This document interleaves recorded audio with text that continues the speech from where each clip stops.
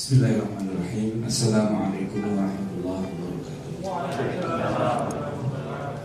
Alhamdulillah, wassalatu wassalamu ala Rasulillah wa ala alihi wa sahbihi wa ala wabahbihi. Iya benar, seharusnya label haram, bukan label halal. Walaupun mungkin punya makna yang enggak jauh berbeda, tapi ternyata kalau kita bicara dari segi fikih dan kaidahnya serta bicara bahasa hukum, tetap punya minimal asosiasinya menjadi berbeda. Ketika ada gelas airnya tidak penuh, cuma separuh, mungkin sama kita katakan gelas itu terisi separuh dengan kita katakan gelas itu kosong separuh. Tapi asosiasi yang bisa diciptakan dari pernyataan itu, walaupun menunjukkan makna yang sama, akan menimbulkan tadi saya katakan asosiasi yang berbeda. Sudah terisi separuh, berarti ada nilai optimisme, gitu kan? Tapi kalau dikatakan sebaliknya, ternyata masih kurang separuh, berarti ada nilai yang pesimisme. Begitu juga dengan istilah label haram, label halal. Dalam hal ini seharusnya yang dibuat oleh kita dan umat ulama apapun lembaganya itu label haram dan bukan label halal. Nah, mungkin muncul pertanyaan, apa bedanya antara keduanya? Ada bedanya dan sangat besar. Yang nomor satu, kalau kita sebut itu label halal, ini asosiasi atau logika terbaliknya dalam istilah fikih itu istilahnya mafhum mukhalafahnya. Berarti yang tidak berlabel halal itu haram, walaupun mungkin tidak dikatakan secara eksplisit. Ya, seperti juga candaannya kiai atau ustaz kalau bilang hai orang-orang yang beriman, yang tidak beriman tidak hai. Begitu juga ini dikatakan label halal. Kalau saya punya sebotol aqua misalnya, di situ ada tulisan halal dari MUI. Kemudian kita membiasakan anak istri kita, teman-teman kita, coba deh kalau beli itu yang ada label halalnya. Sebenarnya anjuran itu sudah tepat, cuma ketika menggunakan logika yang seperti ini akan menimbulkan asosiasi yang tadi saya katakan. Lalu akan muncul sebuah asumsi bahwa kalau nggak ada label halalnya berarti haram, berarti tidak boleh. Nah, keluarlah vonis buat orang-orang yang barangkali kurang memahami bahasa hukum Islam. Nah, memvonis sesuatu yang halal itu jadi haram, ini juga tidak benar dalam sistem Islam. Yang dibolehkan adalah seorang berhati-hati warok. Bahasa Arabnya warok dan bahasa kitanya berhati-hati. Saya bukannya mengharamkan ini, tapi saya berhati-hati. Saya memilih untuk tidak masuk kepada sesuatu yang dalam pandangan saya kayaknya kok belum jelas. Saya juga tidak katakan syubhat, tapi saya merasa kok belum mantap dengan ini. Itu kan pilihan hati. Setiap orang boleh punya pilihan hati.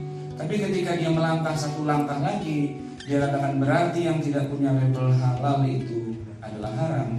Di situ letak titik kekeliruannya. Mengubah sesuatu yang halal jadi haram, dan itu merupakan perbuatan yang terlarang. Islam tegas-tegas melarangnya. Quran berkali-kali menyebutkan hal itu, misalnya teguran Allah kepada Nabi sallallahu alaihi wasallam. Surat At-Tahrim ayat 1 berbunyi, A'udzubillahi minasyaitonir rajim, ya ayyuhan nabiyyu lima tuharrimu ma ahallallahu laka. Sababun nuzul ayat ini memang bukan kaitannya dengan makanan, kaitannya dengan istri. Ceritanya Nabi lagi ngambek sama bini-bininya, kesal ya. Sampai Nabi bilang apa? Kalian itu saya haramkan dari saya haramkan diri saya untuk menggurui kalian. Itu kan maksudnya cuma ingin ngasih pelajaran gitu ya. Tapi kemudian kalimatnya menjadi bukan lebay sih, tapi tidak tepat gitu. Maka turun dari langit teguran, wahai Nabi, kenapa kamu mengharamkan apa yang Allah halalkan bagi kamu? Istrimu itu halal bagi kamu. Urusan kamu ribut itu urusan, tapi gak usah pakai bilang diharamkan. Nah, sebab mengharamkan itu membuat sebuah produk hukum, membuat sebuah vonis, membuat sebuah status. Dan ini tidak boleh menghalalkan yang haram atau sebaliknya mengharamkan yang halal. Kalau kita telusuri lagi dalam Al-Quran, kita ketemukan lagi ayat yang lain. Ya ayyuhalladzina amanu la tuharrimu thayyibati ma ahallallahu lakum. Wahai orang beriman, janganlah kamu mengharamkan apa-apa yang telah Allah halalkan bagi kamu. Dan janganlah kamu melampaui batas. Tindakan mengharamkan sesuatu yang sebenarnya tidak perlu diberikan vonis haram, karena memang belum ada datanya, belum ada penelitian, belum ada bukti-bukti yang bersifat empiris bahwa itu memang haram. Ini tidak boleh dijadikan vonisnya haram. Karena saya ragu, berarti makanan itu haram. Nah, itu tidak boleh. Itu yang dikatakan wala ta'tadu, jangan melampaui batas. Innallaha la yuhibbul mu'tadin. Jadi ketika kemarin saya cerita tentang ini, ada seorang jamaah pengajian nanya, Ustaz, itu kan kita kan lagi musuhan nih sama Israel, sama Yahudi gitu. Terus kan berarti produk mereka kita haramkan. Ya Danun itu katanya nama seorang Yahudi. Nah, saya katakan justru di sinilah posisinya. Kita harus objektif ketika mengambil sebuah kesimpulan. Urusan kita kagak demen sama Yahudi, urusan kita perang dengan mereka, urusan kita bermusuhan dan sebagainya, it's okay, nggak masalah. Tapi kalau kita katakan bahwa produk ini adalah produk haram karena diproduksi oleh Yahudi, nah itu kita sudah tadi saya bilang lebay, gitu. Sudah tidak proporsional lagi. Air aqua itu air yang halal, yang tidak haram. Urusan dia diproduksi oleh Yahudi, lalu kita tidak mau membelinya karena kita sebel sama Yahudi, oke, nggak masalah. Tapi jangan dibilang bahwa air ini air yang haram diminum hukumnya, nggak bisa. Kenapa? Karena hukum Islam itu objektif. Dia tidak bisa mengharamkan sesuatu kalau cuma gara-gara kesel sama pihak tertentu. Wala ta'tadu. Berikutnya, Allah juga pernah istilahnya menjelekkan atau melaknat orang-orang Yahudi sendiri. Di antara sekian banyak dosa-dosa Yahudi itu adalah mengharamkan apa yang dihalalkan Allah. Wa harramu ma razaqahumullah. Itu kejadiannya di masa lalu. Sesungguhnya rugilah orang yang membunuh anak-anak mereka karena kebodohan lagi tidak mengetahui, dan mereka mengharamkan apa yang Allah rizkikan pada mereka. Itu tadinya yang namanya sapi itu halal seluruhnya kecuali cuma maaf kotorannya doang yang nggak boleh dimakan. Tapi Yahudi lagu, dia bilang kalau buat kami sya'bullah mukhtar, maka minyaknya haram buat kami, tulangnya haram buat kami, ininya itunya ini haram buat kami. Lalu Allah turunkan yang perintah yang mengharamkan itu semua. Karena mereka sok belagu mengharamkan itu, akhirnya turun ayat yang mengharamkan. Nah, mereka malah tak bisa melakukan apa yang seharusnya halal. Kullu ta'ami kana halal li bani Israil illa ma harrama Israil ala nafsi. Semua makanan itu pada dasarnya halal buat Bani Israel, kecuali apa yang Bani Israel haramkan sendiri buat dia. Allah nggak mengharamkan, tapi mereka belagu, sok tahu, sok wah nggak boleh dan sebagainya karena dirinya merasa suci dan seterusnya. Akhirnya Allah turunkan sesuai penghuni mereka. Begitu diturunkan, nggak bisa kerjain juga. Nah, itu yang dikatakan sebagai ya'tadu atau berlebihan. Itu alasan yang pertama. Nah, alasan yang kedua, kalau kita taruh labelnya itu label halal, sebenarnya yang halal itu sedikit. Yang sudah ada label halalnya itu sedikit. Padahal yang halal itu banyak. Berarti kalau kita bilang makanlah yang hanya ada label halalnya, nah, susah banget. Karena semua yang Allah ciptakan itu sebenarnya defaultnya halal. Ya, gimana kalau kita makan tempe, makan oncom, makan bakso? Emang ada itu mereknya tempe itu halal? Enggak. jajanan kita kebanyakan tuh nggak ada label halalnya. Nah kalau kita menggunakan prinsip jangan makan kecuali yang ada label halalnya, jadi susah kita. Karena yang sudah ada label halalnya itu sedikit.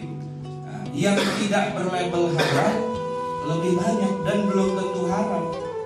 Kita tidak bisa memvonis sesuatu yang tidak ada label halalnya berarti haram kan? Dan itu juga tidak sesuai dengan tasyri', tidak sesuai dengan syariah yang Allah tentukan. Ketika Allah ciptakan Adam di surga, Allah bolehkan Adam makan apa saja.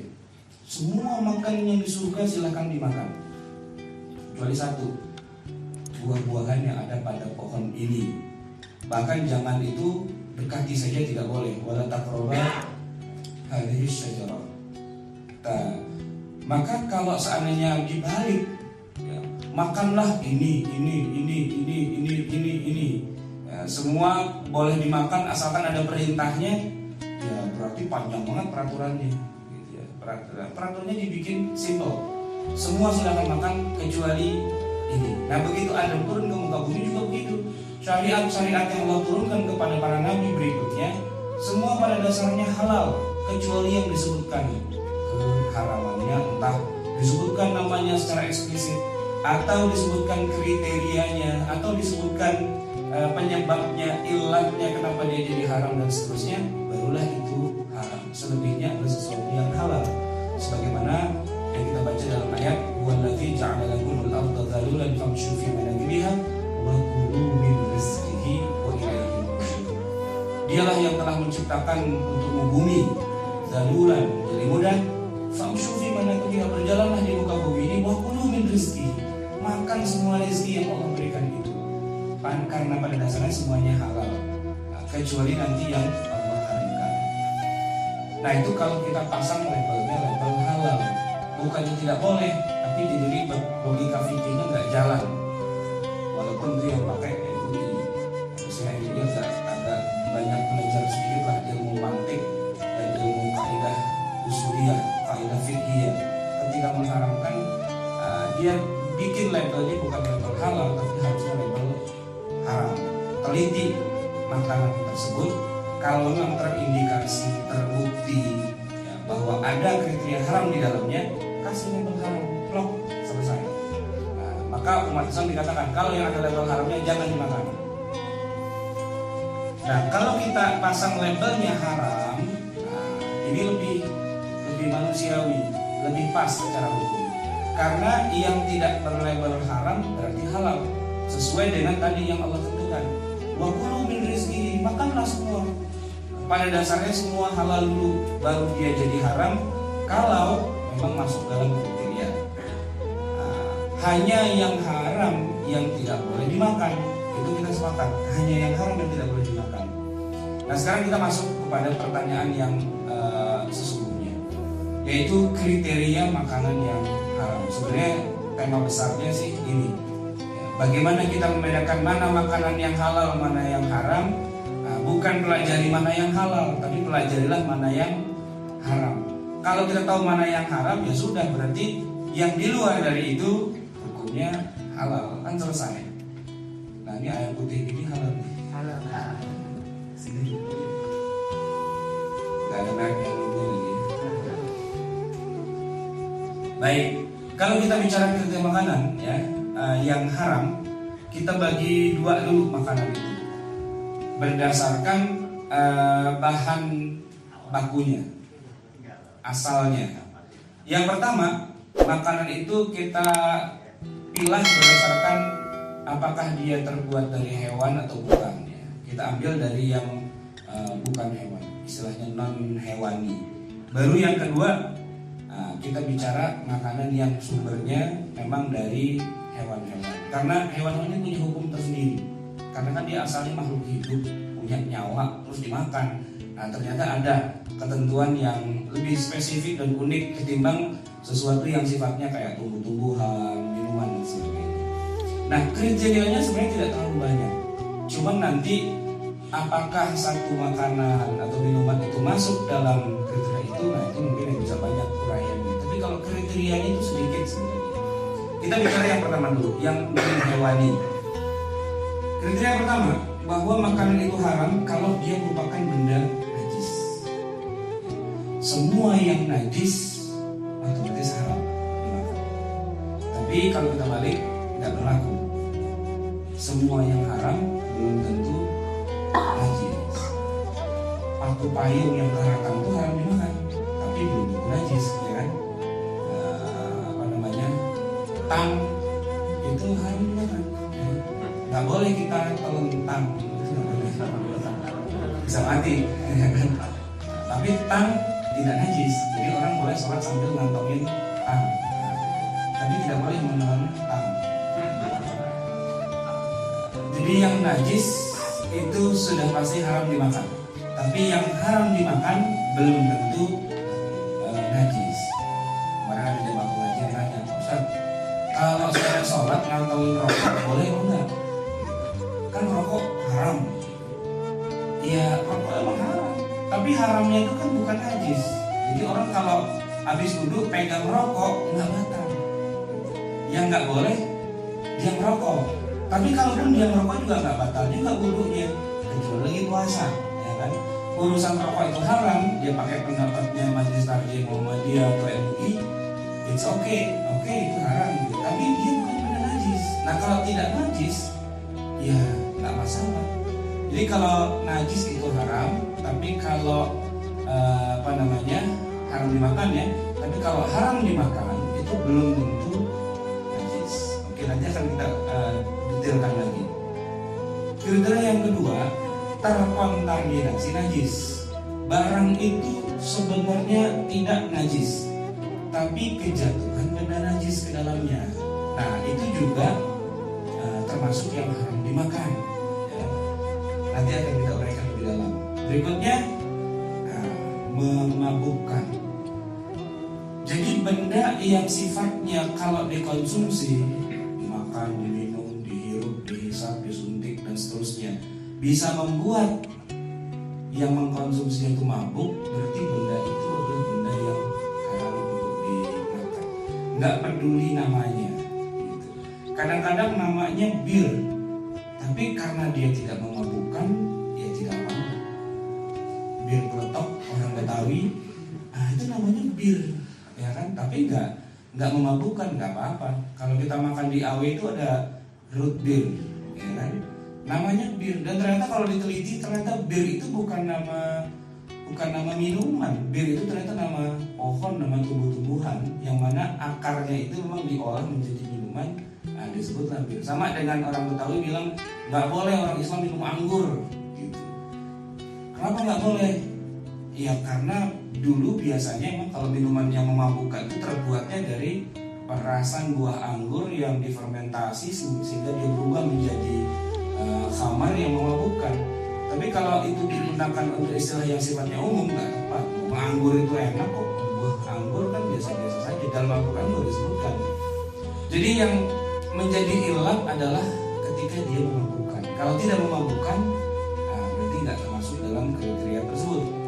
Yang keempat, ini merusak diri atau memberi mudarat, entah dengan memakannya jadi mati atau jadi sakit, ya, atau jadi rusak tubuh dan seterusnya. Itu termasuk kriteria yang diharamkan. Rokok misalnya, gitu ya. Terentang, itu nggak boleh. Jadi kalau tidur nggak boleh terentang. Kalau paku aja nggak boleh, apalagi terentang.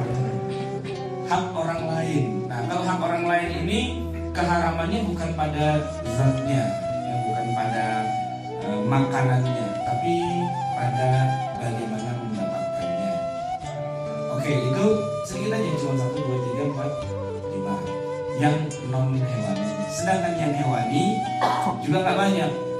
Misalnya ada nama-nama hewan yang disebutkan dalam Al-Quran secara eksplisit haram, ya sudah berarti haram. Ada yang disebutkan dalam hadis eksplisit haram, nggak boleh dimakan, ya sudah berarti ilatnya ya karena dia binatang itu disebutkan dalam Quran. Contohnya adalah babi. Allah ketika menyebutkan tidak boleh makan daging babi, nggak menyebutkan ilatnya. Ilat itu alasannya kenapa. Maka para ulama sepakat bahwa ilatnya memang ya karena kebabian. Selama dia babi, maka dia haram. Tapi ketika dia berubah dari babi menjadi benda yang lain, maka itu tidak haram. Enggak, babi mereka masih babi juga. Tapi kalau sudah berubah wujud, sudah enggak. Emang bisa babi berubah wujud? Bisa. Babi mati dipendam jadi tanah. Nah, di atas tanah itu ada pohon singkong.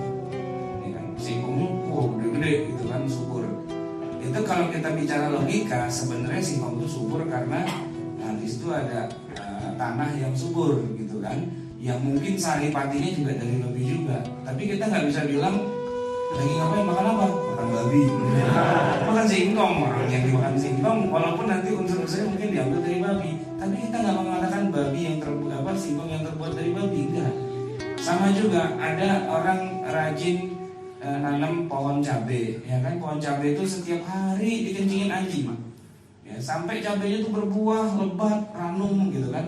Begitu kita pakai buat nyambel, boleh apa enggak? Dia subur tumbuhnya itu karena tiap hari dikencingin anjing.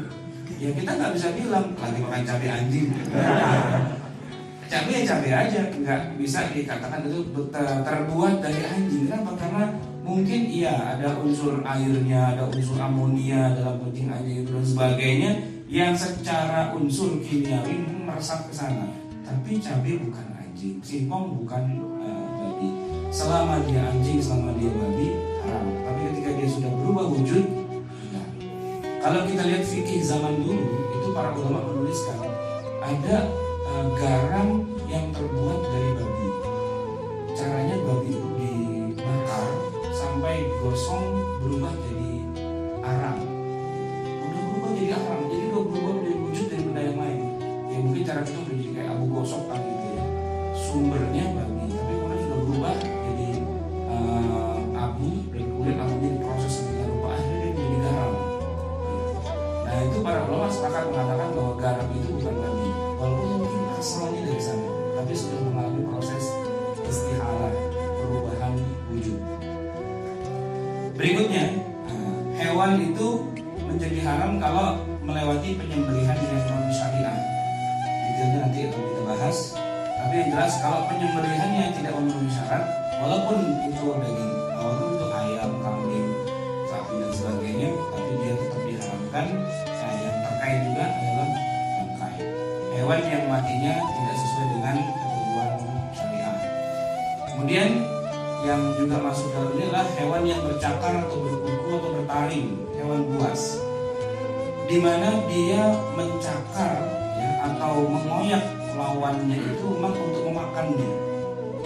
Sebab ada juga ada orang diserandung sama ayam gitu kan. Tapi ayam ketika nyerandung kita karena anaknya kita ganggu, itu judulnya bukan mau makan orang. Nggak ada ayam makan orang, ada yang makan ayam gitu ya. Angsa, soang gitu ya, kan kadang-kadang suka ngejar orang itu untuk proteksi diri, nyosor ya, nyosor gitu kan. Itu bukan dalam rangka memakan manusia, itu untuk proteksi dirinya dia saja.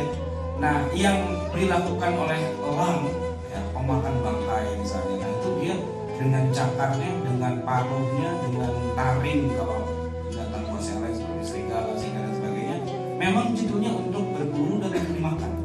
Maka sebenarnya istilah bercakar, bertaring itu bahasa mudahnya adalah binatang buas, karnivora yang memakan hewan lainnya. Berikutnya, yang dilarang oleh Rasulullah untuk membunuh hewan itu haram untuk kita makan. Di antaranya nanti ada kodok, ada bukan kodok apa namanya, ada kucing, ada apa dan sebagainya. Nabi perintahkan atau Nabi keluarkan larangan untuk membunuh. Maka itu termasuk yang diharamkan. Berikutnya, sebaliknya, yang justru diperintahkan untuk membunuh hewan itu, kalajengking, kemudian anjing yang berwarna hitam, kemudian termasuk kodok di dalamnya. Jadi kodok itu ketika diharamkan oleh fatwa Majelis Ulama atau oleh Bahsul Masailnya Nahdlatul Ulama, itu bukan karena amfibi, bukan karena hidup di dua alam, tapi karena memang ada ada perintah Rasulullah untuk membunuh kodok kalau ketemu, dan kemudian para ulama mengambil kesimpulan bahwa hewan-hewan yang secara eksplisit disebutkan untuk dibunuh, maka itu adalah hewan yang juga haram untuk dimakan. Nah, yang terakhir disebutkan kita diharamkan makan yang hewan yang termasuk khaba'ith. Khaba'ith itu sesuatu yang buruk. Lalu nanti di sini ada khilaf, ada sebagian ulama yang mengatakan khaba'ith itu maksudnya menjijikkan. Tapi itu khilaf karena kata-kata menjijikkan atau bikin geli itu kan sifatnya relatif ya. Jangankan istilahnya apa namanya katakanlah pacet gitu, pelintah gitu kan, ada tuh orang bikin sok pelintah gitu. Sini juga ya tempe aja. Sini ada pabrik tahu di kecil di sini. Kalau masuk ke dalam pabrik tahu, melihat bagaimana tahu itu lagi dibikin, insya Allah 2 hari kagak ada yang makan tahu. Karena semuanya masuk di situ, ya kan? Orangnya nyebur di situ, guling-guling, injak-injak kedelainya itu. Kadang-kadang kukunya ketinggalan, kadang-kadang teksoplasnya ketinggalan, gitu kan? Ada giginya di situ, macam-macam, ada rambut, ada apa segala macam gitu. Kalau nonton bagaimana cara bikin tahu atau tempe, insya Allah 2 hari kagak ada yang makan. Tapi besok-besoknya kalau udah lupa, ada tempe goreng ya sikat lagi gitu. Nah, masalah jijik, geli dan sebagainya ini sebagian ulama mengambilnya dari kata-kata khaba'ith. Tapi sebenarnya yang lebih muttafaq itu bukan masalah geli atau jijiknya. Baik, ini adalah kriteria secara umum. Nah, detail-detailnya mungkin para ulama ada yang sepakat, ada yang tidak. Apakah hewan ini najis apa tidak? Nah, itu kadang-kadang ada yang sepakat, ada yang tidak. Ya, contohnya kalau saya bilang najis ya, darah, para ulama sepakat darah itu najis gitu. Tapi kalau darah yang sedikit gimana? Nah, ada yang namanya itu al-ma'fu anhu. Kadang-kadang kita kalau lagi makan ayam fried chicken itu dari buah, ya masih ada merah-merahnya gitu kan. Nah, para ulama mengatakan yang sedikit itu ma'fu anhu, dimaafkan. Tapi ada juga yang strike, oh nggak boleh, kalau masih ada darah berarti itu nggak boleh. Nah, itu nanti khilaf. Nanah, muntah, mazi, wadi, kotoran, kencing dan seterusnya. Nah, ini 2 yang terakhir ini yang sering jadi bahan pertanyaan. Ustaz, gimana berobat disuruh minum air kencing gitu ya kan? Begini, hukum air kencing hewan ya, dan kotoran hewan memang jumhurul ulama sepakat itu najis. Karena kriteria mereka adalah segala yang keluar dari perut lewat kemaluan depan atau belakang dari hewan-hewan itu benda najis, termasuk manusia juga ya, keluar dari perutnya manusia lewat kemaluan depan belakang itu benda najis, baik itu bendanya cair ataupun padat ataupun benda gas, itu najis. Najis ya, kentut itu najis juga tuh ya, cuman karena dia langsung apa namanya menyebar gitu ya, sudah nggak terlalu ini lah. Tapi kalau ada orang iseng kentut pakai botol dipancet-pancetin itu baru ditutup, nah itu benar najis. Nggak boleh sholat bawa botol yang isinya mungkin iseng kali gitu kan, nanti mau dikasih hadiah pada temennya, nah parfum terbaru dari Paris. Kotoran hewan itu juga termasuk najis. Seluruh ulama sepakat kecuali ada satu mazhab, yaitu mazhab Ahmad bin Hanbal atau Hanbal, yang sekarang ini banyak dianut oleh warga Saudi Arabia dan sekitarnya. Mereka mengatakan bahwa enggak, kalau hewan itu dagingnya halal dimakan, maka kotorannya tidak najis. Ayam halal dimakan dagingnya, kotorannya tidak najis. Kambing halal dimakan dagingnya, kotorannya bukan najis. Sapi halal dimakan dagingnya, kotorannya tidak najis. Jadi dia sholat belepotan kayak kebo itu nggak masalah, karena dalam mazhab itu seperti itu, bukan najis gitu kan. Kalau kita sih walaupun nggak ngaku Syafi'i gitu ya, tapi realitasnya sih tetap aja, kalau jangankan ada kotoran ayam ya, baju lecak dikit aja kotor dikit, ntar aja di rumah ragu-ragu najis atau enggak gitu kan. Kita biasanya dalam hal najis biasanya kita agak strike bangsa Indonesia, karena secara umum fikihnya agak cenderung dominan di Syafi'inya. Nah, itu contohnya. Tapi ala kulli hal, kita semua sepakat, seluruh ulama sepakat, kalau benda itu najis maka haram dimakan, dikonsumsi. Bagaimana dengan pengobatan? Ya, kalau pengobatan sih ada hadisnya. Allah Subhanahu wa taala tidak menurunkan penyakit kecuali beserta obatnya, dan Allah tidak menurunkan obat kecuali dari yang halal. Tapi ini darurat nih, nggak bisa lagi cuma ada obatnya cuma tai kambing doang nih.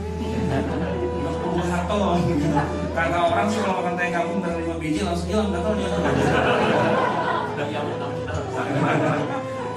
Ya ada yang bilang begitu misalnya ya. Terus ada yang mengambil jalan darurat. Ini kan darurat. Ya kayak orang di tengah padang pasir gitu kan, kalau darurat nggak ada yang bisa dimakan dan itu ada bangkai ular gitu misalnya. Ya udah dimakan lah, nggak seperti masak makan mentah-mentah, yang penting bisa bisa menyambung hidup gitu. Ada babi, mungkin itu babi yang paling haram, babi hamil kan, paling haram. Sudah babi mengandung babi pula. Babi yang paling haram. Kalau darurat gimana gitu untuk menyambung hidup? Lalu bilang boleh kalau darurat. Nah begitu juga yang masalah pengobatan. Kalau memang sudah sangat darurat nih, kalau tai kambing 5 biji nggak segera ditelan bisa meninggal gitu. Nah itu mungkin bisa jadi boleh gitu. Tapi secara umum sebenarnya pengobatan itu tadi ada hadis yang sahih bahwa Allah tidak menurunkan suatu penyakit kecuali beserta obatnya, dan Allah tidak memberikan obat kecuali dari yang halal. Itu yang pertama ya, tentang kriteria haramnya makanan. Yang kedua, benda najis. Ya bendanya tidak najis, tapi dia terkontaminasi atau terkena najis. Saya katakan benda itu suci, tapi dia terkena najis. Misalnya benda padat, itu di zaman Rasulullah pernah ada kejadian yang para sahabat bertanya. Jadi gini, di tempat makanan, apa namanya gidir, kalau orang Arab bilangnya gidir, atau kuali atau panci besar gitu ya. Di situ disimpan makanan, tiba-tiba ada tikus mati masuk ke situ. Nah, lalu mereka bertanya, ya Rasulullah, apakah semuanya jadi najis? Rasulullah tanya, makanannya apa? Maksudnya buah atau sesuatu yang sifatnya padat? Mereka bilang, ini minyak samin ya. Minyak samin yang beku, yang dingin kan dia. Dia beku. Ada tikus mati di situ. Kata Rasulullah, tikus dibuang. Kemudian yang kira-kira terkena itu juga dikerok gitu ya, dibuang. Sisanya silakan dipergunakan. Karena dia benda padat, dia tidak bercampur kecuali yang orang tersentuh saja. Itu kalau benda padat.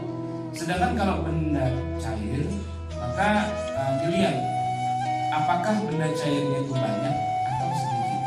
Nah, kalau sedikit, ya walaupun tidak berubah warna, bau dan rasa, sementara najisnya ada, dianggap semuanya jadi najis. Tapi kalau benda cairnya banyak, maka yang terkontaminasi saja ini yang tidak boleh dimakan atau diminum.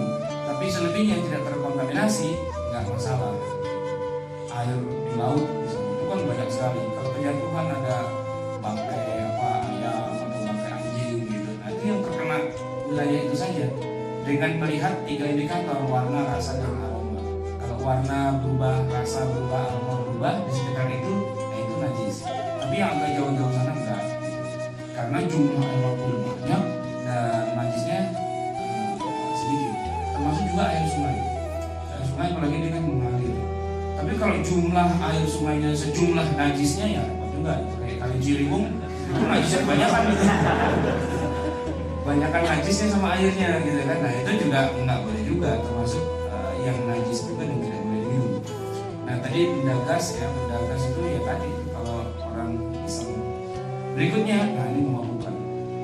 Semua makanan atau minuman yang dikonsumsi, entah cara ditelan, dihirup, ya, diminum, disuntikkan, atau ditempelkan dan sebagainya, kalau dia memabukkan maka itu adalah khamar. Maka kata Umar bin Khattab, semua yang memabukkan itu khamar. Kemudian makanan dan minuman dengan predikat khamar yang sudah dikatakan oh ini khamar, ya berarti dia haram, dan sedikit atau banyaknya pun haram juga. Nah dengan alkohol ini ada bedanya. Alkohol itu belum tentu khamar, sebab di dalam makanan kita yang lazim kita makan, nasi, singkong, buah-buahan, bahkan di dalam obat-obatan itu ada alkoholnya dengan kadar tertentu. Kalau dibilang bahwa alkohol itu khamar, berarti haram kita makan nasi. Kenapa? Karena ada kandungan khamarnya, walaupun tidak memabukkan. Karena khamar itu kalau suatu benda sudah dapat predikat khamar, mau memabukkan apa enggak, ya tetap haram, gitu kan? Untuk bisa mendapatkan predikat atau status sebagai khamar gimana? Dilakukanlah pengujian, tester. Orang-orang dijadikan sukarelawan untuk menjadi tester. Ya, coba nih bir bintang 0%, ya, coba diminum. Tapi syarat menjadi tester itu harus orang yang belum pernah mabuk. Kalau dia tukang mabuk tiap hari mah nggak ngaruh. Emang dasarnya tukang mabuk itu nggak ngaruh. Tapi ini orang yang belum pernah mabuk. Wah, nanti kalau emang itu khamar beneran gimana? Ya sudah, testernya jangan orang Islam. Itulah gunanya kita punya teman orang Kristen. Untuk menjadi volunteer, ya, tester. Gitu. Anda Muslim? Muslim? Ya. Anda Muslim? Enggak, saya Kristen. Oke, ikut sini. Ya. Belum pernah mabuk belum? Belum pernah merasakan alkohol, belum pernah merasakan apa? Oke, Anda jadi sukarelawan. Coba nih bir bintang, tolong ditekan. Dia minum 2 botol, nyantai aja. Oke, berarti ini bukan benda yang memabukkan. Gitu. Tapi ada lagi mungkin apa ginseng atau apa gitu kan? Atau mungkin dia bilang 0% kadar alkoholnya. Itu dia minum 2-3 teguk terus goyang gitu kan, jalannya jangan gitu ya, gitu kan. Ini indikator mabuk dia, gitu kan. Fly, stone, sudah masuk ke wilayah yang lain, halusinasi dan sebagainya. Nah, berarti benda ini kita kasih label khamar. Nah, begitu kita kasih label khamar, ya kan, namanya adalah khamar karena dia muskir, memabukkan. Ya sudah, benda ini tidak boleh walaupun cuma sedikit dimasukin dalam makanan, nggak boleh juga karena dia khamar. Sedangkan alkohol, kita sepakat alkohol belum tentu khamar karena di dalam banyak makanan kita secara alami maupun secara buatan ada khamarnya, ada alkoholnya. Ya, obat-obatan yang ada beredar di tengah kita itu banyak alkoholnya. Dan MUI membolehkan asalkan kadarnya di bawah 1%. Berarti kan boleh itu alkohol, ya kan? Nah, sebaliknya khamar itu belum tentu alkohol. Yang namanya khamar yang memabukkan belum tentu bentuknya alkohol atau mengandung alkohol, belum tentu. Sabu, gabung, tahu ekstasi itu kan nggak mengandung alkohol, tapi kan dia memabukkan. Nah, maka alkohol belum tentu khamar belum tentu alkohol. Yang berikutnya lagi, kriterianya adalah yang merusak. Allah Subhanahu wa Ta'ala mengharamkan kita makan benda-benda yang merusak tubuh kita atau membunuh tubuh kita. Ayat Qur'annya yang pertama ini, wala taqtulu anfusakum. Janganlah kamu membunuh dirimu sendiri. Makan racun tikus haram, ya. Makan batu baterai yang hitam-hitamnya itu haram. Nasi nggak ada lauk, nggak ada batu baterai, ya. Makan itu haram, jelas karena membunuh diri sendiri. Jadi makan sesuatu yang membuat diri terbunuh secara langsung atau secara perlahan-lahan itu hukumnya haram. Atau mungkin tidak terbunuh, cuman menjadi merusak kesehatan kita. Ayatnya yang kedua ini, wala tulqu bi aidikum ila tahluka. Janganlah kamu menceburkan dirimu ke dalam kecelakaan, kehancuran, tahluka itu halak, ya kerusakan dan seterusnya. Jadi membunuh haram, merusak diri juga haram. Bahkan ada hadis yang diriwayatkan oleh Bukhari, bunyinya begini: siapa yang naik ke atas gunung dan loncat dari atas, judulnya untuk bunuh diri, maka dia sama saja loncat masuk ke dalam neraka jahanam, khalidan mukhlidan fiha. Dia akan abadi terus-terusan ada di dalam neraka jahanam. Itu dosanya orang bunuh diri. Maka makan makanan yang merusak tubuh kita sama dengan dosanya orang membunuh dirinya, baik secara cepat ataupun secara perlahan-lahan. Berikutnya, ini hak orang lain, baik itu dengan cara riba, pencurian, penipuan, perampokan, penjarahan, khianat atau korupsi dan seterusnya. Saya percepat aja karena waktu sudah habis.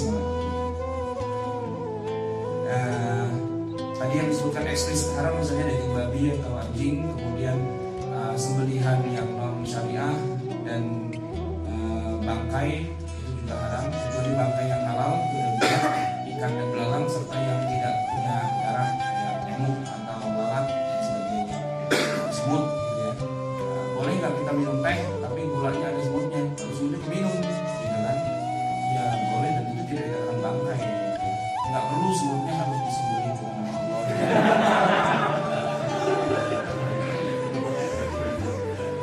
Oke, sampai di sini. Mungkin ada pertanyaan sebelumnya, silakan sebelum kita akhiri.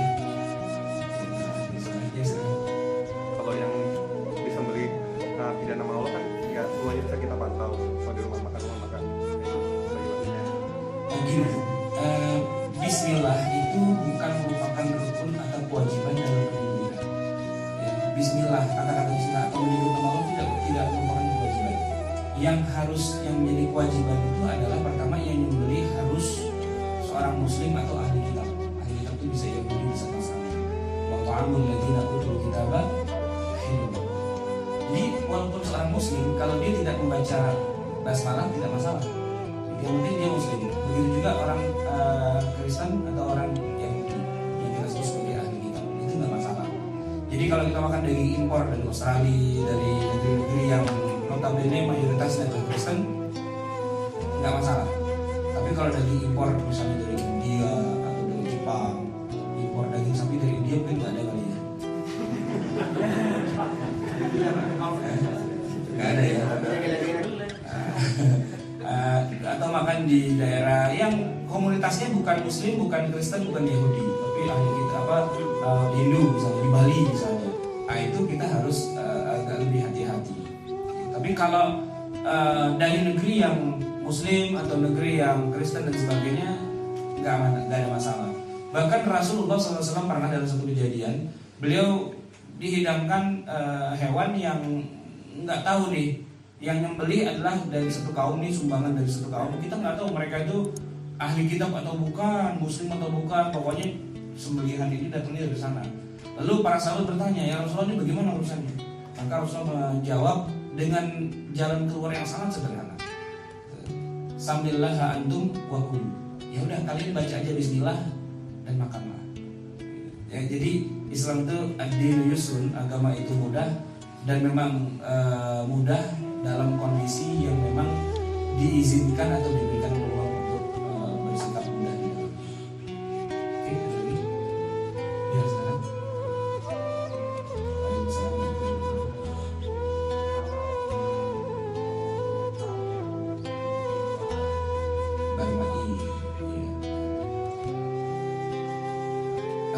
Kenapa di sini nggak dimasukkan? Karena begini, hadis-hadis yang bicara tentang hewan yang hidup di dua alam itu haram, ternyata diteliti kebanyakannya adalah hadis yang lemah atau dhaif, sehingga para ulama tidak menyepakati keharaman hewan yang hidup di dua alam. Di sisi yang lain, ternyata ketika menetapkan apakah satu hewan itu termasuk bahimai atau dua alam, di situ para ulama banyak beda pendapat. Yang umumnya mengatakan bahwa yang dimaksud dengan bahimai atau hewan yang dua alam itu adalah yang benar-benar bisa survive terus-terusan di air atau bisa survive terus-terusan di darat. Nah, realitanya ternyata yang kita temukan sehari-hari itu bukan hewan yang seperti itu. Oke, ada hewan darat bisa lama di air, tapi nggak lama kemudian dia harus balik lagi ke darat. Ya. Atau sebaliknya, ada misalnya kuda nil. Ya. Kuda itu hewan laut, apa hewan air, apa hewan darat? Dia pada dasarnya hewan darat karena dia tidak bisa hidup di dalam air untuk lama. Mungkin dia nyelam bisa, tapi nggak akan seterusnya. Sebaliknya, hewan laut atau hewan air itu banyak yang bisa ke darat, singa laut, lumba, ibuin, apa segala macam itu bisa. Tapi tetap dia harus balik lagi ke komunitasnya. Nah, barmai, kalaupun memang harus ada, ternyata jumlahnya sedikit. Yang betul-betul dia bisa survive di air seterusnya sampai berlama, berminggu-minggu, berbulan-bulan, atau dia bisa di darat juga berminggu-minggu, berbulan-bulan. Itu jumlahnya sangat sedikit. Yang ketiga, ini teman-teman di IPB meneliti bahwa kayak rajungan, kepiting dan sebagainya itu yang sering disebut sebagai amfibi, ternyata itu kalau menurut para ahli hewan itu tidak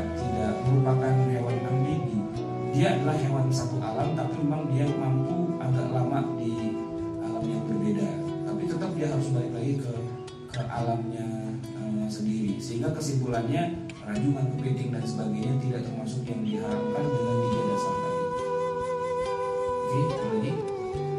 Ya. Kalau yang Terus tidak semua jeroan dan kolesterol itu merusak badan. Misalnya begini, ketika ada orang bisa membuat penawarnya, gitu ya. Kayak orang Arab itu kan biasa makan kambing. Ya, kalau kita mungkin makan kambing sebentar pusing, gitu ya. Karena teknik makan kambingnya agak beda. Orang Arab itu biasa makan khuruf, ya, kambing muda itu seekor berempat, masing-masing pegang satu paha. Gitu. Kalau antum ikut maulid tani orang Betawi, Habib itu, ya, satu nampan itu satu paha. Ya, satu nampan satu paha, berarti satu nampan satu paha berempat. Ya, berempat. Ukurannya satu nampan berempat. Ini biasa maulid, yang biasa sih nggak tahu.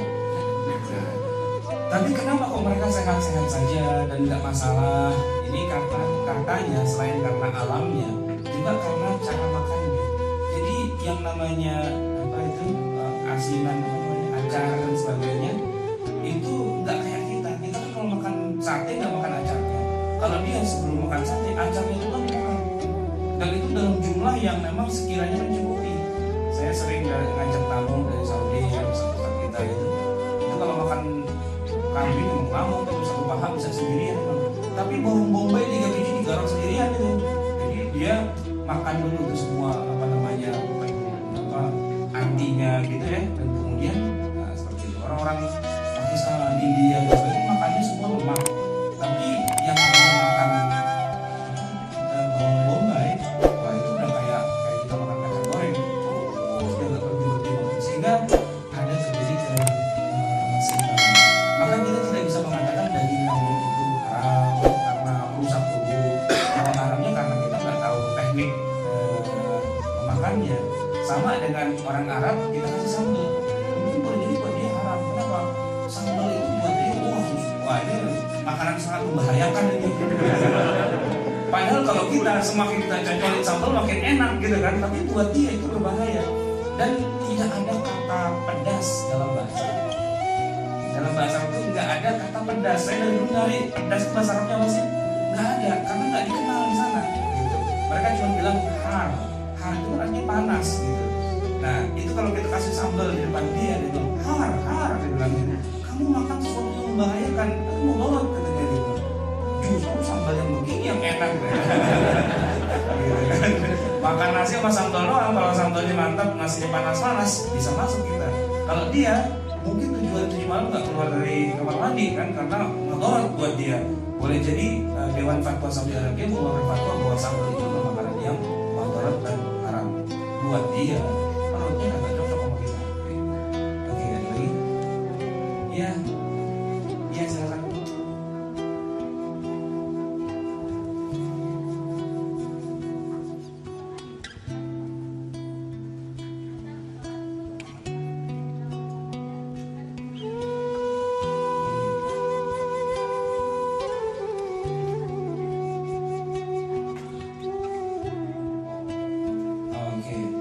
Orang kafirnya ini sudah pasti ya makan babi setiap hari ya? Enggak. Artinya kita yakin nih ya, dia pasti makan babi. Oke. Oh, di rumahnya ada babi juga.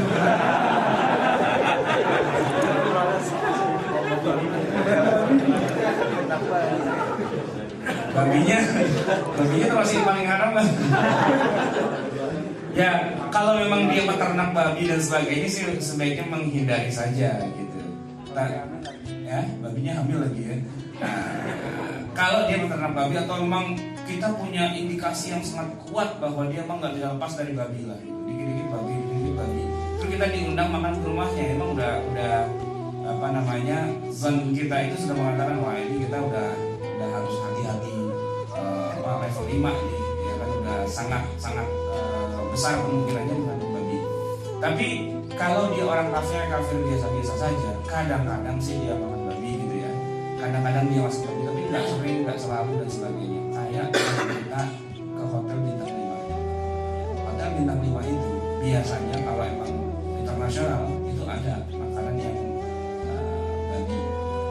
Dan piring-piring di hotel itu pasti jumlahnya ribuan, di antara sekian ribu itu pasti pernah dong dipakai buat menyediakan roti itu.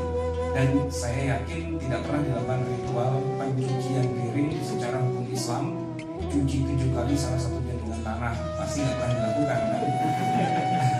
Terus gimana hukumnya kita sebagai muslim makan di hotel berbintang 5 itu? Asumsinya di antara sekian banyak ribu piring itu probabilitasnya mungkin ada juga piring yang pernah dipakai buat lagi. Nah dalam hal ini sebagai muslim kita tidak boleh sampai ke tingkat yang sejauh itu kalau memang prosentasenya nggak terlalu besar. Jadi apa yang kita lakukan, yang kita makan itu yang kita lihat zahirnya saja. Kalau kita lihat zahirnya piringnya bersih, ya kan, dan kemudian tidak ada babinya di situ, ya sudah bismillah makan. Tapi kalau ada orang, ini bicara hukum dasarnya ya, halal haramnya. Tapi kalau ada orang mau bersikap hati-hati, warok, menjaga sekali jangan sampailah kena yang begitu. Lalu atas inisiatif dirinya sendiri dia menghindari makan di tempat seperti itu. Nah itu tentunya lebih bagus, lebih baik. Tapi jangan kemudian dia lebay. Nah, karena saya tidak makan berarti kalian juga tidak boleh makan di sini dan hukumnya haram. Nah itu nggak boleh. Berhati-hati itu boleh, tapi mengeluarkan fatwa haram harus berhati-hati. Berhati-hati itu boleh, tapi mengeluarkan fatwa haram harus berhati-hati. Jangan kemudian mengharamkan sesuatu yang tidak ada dasar yang kuat dan empirik dari syariat Islam. Udah lewat ya kelihatannya ya. Cukup barangkali, semoga bermanfaat. Wabillahi taufiq wal hidayah. Assalamualaikum.